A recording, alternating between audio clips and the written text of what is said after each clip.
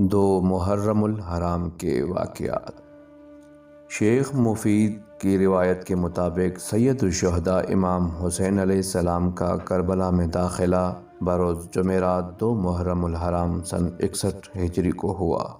کاروان حسینی علیہ السلام غیر معروف راستے سے کربلا آ رہا تھا کہ عذیب الحجانات کے مقام پر حر و ابن زیاد ملعون کا خط پہنچا، جس میں اس نے حر کو ملامت کیا، تو امام حسین علیہ السلام سے کیوں نرمی کر رہا ہے، ان پر سختی کیوں نہیں کرتا۔ اس کے بعد حر نے سختی شروع کر دی، کبھی کارواں کو روک دیتا اور کبھی کبھی چلنے کی اجازت دیتا۔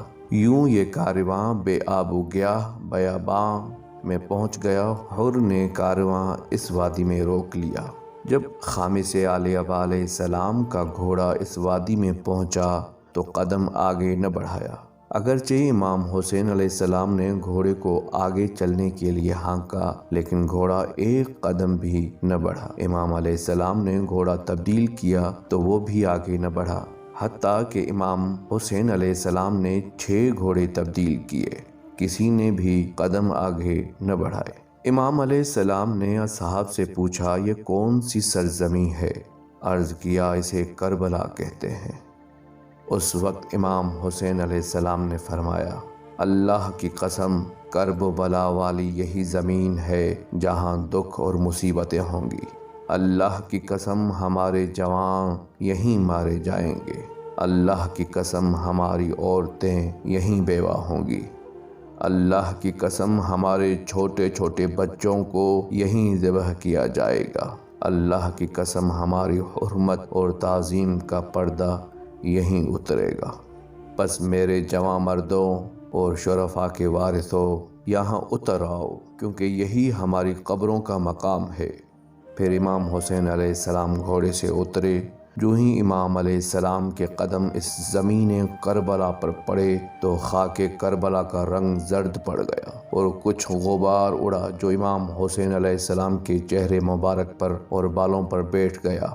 شہید کربلا امام حسین علیہ السلام نے زمین کربلا کو 60,000 درہم میں اہل نینوا اور غازیہ سے خریدا، جو 4 میل مربع 6.5 کلومیٹر پر محیط تھی۔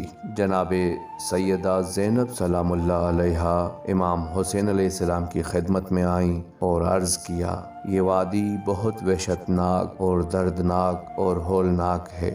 جس وقت سے ہم یہاں اترے ہیں، میرے دل پر وحشت کا بوجھ زیادہ ہوتا جا رہا ہے۔ امام علیہ السلام نے فرمایا، بہن، بابا علیہ السلام کے زمانے میں بابا، میں اور بھائی حسن علیہ السلام جب صفین جا رہے تھے اور ایسی زمین سے عبور ہوا تو ہم یہاں اترے اور آرام کیا۔ بابا علیہ السلام کچھ دیر سوئے، اچانک نیند سے جاگے اور گریہ کرنے لگے۔ جب وجہ پوچھی تو بابا علیہ السلام نے فرمایا، میں نے خواب میں دیکھا کہ اس وادی میں خون کا دریا ہے اور میرا بیٹا حسین علیہ السلام اس خونی دریا میں غوطے کھا رہا ہے اور استغاثہ کر رہا ہے۔ پھر بابا نے میری طرف دیکھا اور فرمایا، اس ہولناک واقعے کے وقت تمہاری حالت کیا ہوگی اور کیا کرو گے؟ میں نے عرض کیا، میں صبر کروں گا اور اللہ کی رضا پر راضی رہوں گا۔ جب اصحاب اور غلاموں نے خیام لگانا شروع کر دیے تو امام حسین علیہ السلام ایک طرف بیٹھ گئے۔ آپ علیہ السلام نے اپنے پروردگار سے مناجات کرتے ہوئے زمانے کی بے وفائی کا شکوہ یوں کیا، اے زمانے، تجھ پر وائے ہے کہ تو برا دوست ہے۔